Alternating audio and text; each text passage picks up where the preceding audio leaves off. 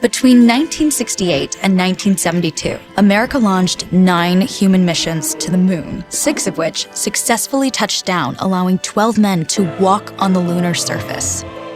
NASA's next chapter of lunar exploration, called Artemis, has the task of not just going to the moon to create a long-term human presence on and around it, but also to prepare for ever more complex human missions to Mars. In short, everything we must be able to do here, we must first do here. So, what will an Artemis mission look like?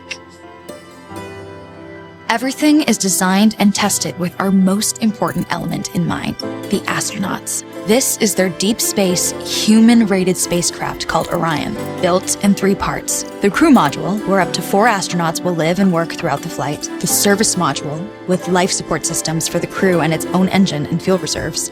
And a launch abort system, with engines capable of pulling the crew module to safety during launch should anything go wrong.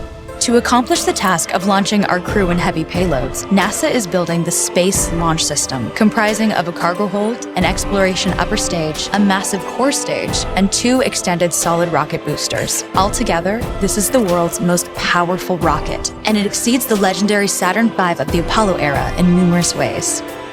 Sitting on the launch pad, the entire rocket, fully fueled, weighs just over 6 million pounds, 5.2 million of which is just the fuel. Once ignited, there is no stopping what comes next. All 4 RS-25 engines and the 2 solid rocket boosters come to life, thundering our crew upwards. 2 minutes after ignition, the solid rocket boosters are spent and released. 8 minutes after launch, the core stage is depleted and separated. The upper stage fires briefly, placing Orion into a parking orbit around the Earth. Here, the crew reconfigure the spacecraft and check systems to confirm everything is ready for deep space travel. With a go from mission control, the crew reignite the exploration upper stage engines to leave Earth entirely. The exact timing of this maneuver is critical to reach a speed that can escape Earth's gravitational pull, but also put Orion on a course that will intersect the moon days later. Once this burn is complete, the upper stage of the SLS is jettisoned and the crew aboard Orion coast for several days toward all that awaits them at the moon. Approaching the moon, we see the fundamental differences between Artemis and Apollo. Instead of requiring Orion to serve as an expendable lunar command module or to carry a constrained lunar lander, the Artemis missions will take advantage of a different approach: pre-staging. Everything needed for lunar missions will be positioned in advance by commercial and international partners. This includes rovers, science experiments, and human-rated systems on the surface. But it also includes a dedicated lunar station in orbit around the moon called Gateway. Here at this station, we can pre-stage a robust lunar lander and establish a strong communications relay. Designed with open standards, the Gateway can be expanded as new missions and partnerships develop, allowing multiple human missions on the moon at the same time and enabling ongoing science to be conducted even between human missions. The Gateway is also capable of adjusting its orbit to allow access to every part of the moon, something the Apollo missions could not do. But the real key in this approach is placing Gateway in a unique halo orbit to perfect the maneuvers needed for Mars missions. And with the growing list of commercial and international opportunities, Gateway is the ideal hub between Earth and all that lies beyond. Returning to our crew as they approach Gateway, the Orion must match the elliptical orbit of the station in order to successfully dock.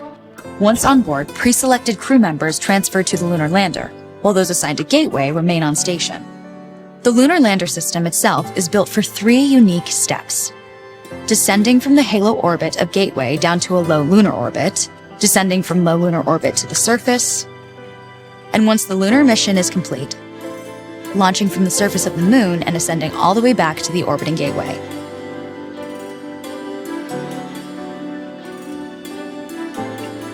Once back aboard the Orion spacecraft and undocked from Gateway, the crew fire their engine once to break out of the halo orbit and once again to sling the spacecraft around the moon, placing it on a multi-day trajectory back towards Earth. As they near the end of this journey, the service module is released and the crew module is oriented heat shield first. Entering Earth's atmosphere at 25,000 miles per hour, the friction of air slows Orion considerably, while also subjecting it to temperatures of 5,000 degrees. With the Orion now at just 300 miles per hour, a series of parachutes uniquely tested and produced for this moment deploy, decelerating the craft to just 20 miles per hour for splashdown. With each successful mission, Artemis ushers in the next wave of men and women to explore our moon and prove that together we are ready to go beyond.